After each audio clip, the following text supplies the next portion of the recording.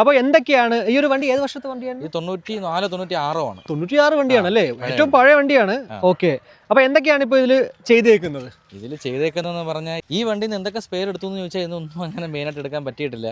അത് വണ്ടിയുടെ പഴയ വീഡിയോ കാണുമ്പോൾ വ്യൂവേഴ്സിന് മനസ്സിലാവും. ആകെ എടുത്തിട്ടുള്ളത് എഞ്ചിൻ, 2 വീല്, 2 ടയർ.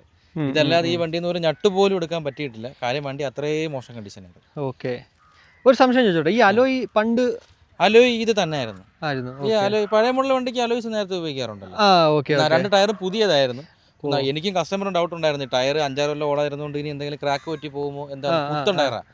ഇതുവരെ ഓടിച്ചിട്ട് അതാണ്ട് ഒരു 25 കിലോമീറ്റർ ഓടി, കുഴപ്പമൊന്നുമില്ല, ഓക്കെയാണ്, പിടിച്ചു കയറിയിട്ടൊന്നുമില്ല. ഓക്കെ.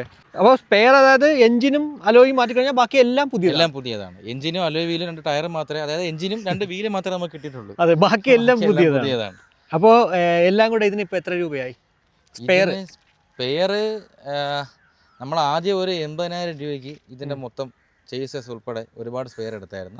പിന്നെ ഇപ്പോൾ അല്ലറ ചില്ലറ എല്ലാം കൂടെ എനിക്ക് തോന്നുന്നു എന്തായാലും ഒരു രൂപയുടെ അകത്ത് സ്പെയർ മാത്രമായിട്ടുണ്ട്. ഇതിലൊന്നും ഇല്ലായിരുന്നു, ഒരു സ്ക്രൂ സഹിതം എല്ലാം മൊത്തം പുതിയതാണ്. അപ്പോൾ 1 ലക്ഷം രൂപയ്ക്ക് അകത്ത് എന്തായാലും സ്പെയറിനായിട്ടുണ്ട്.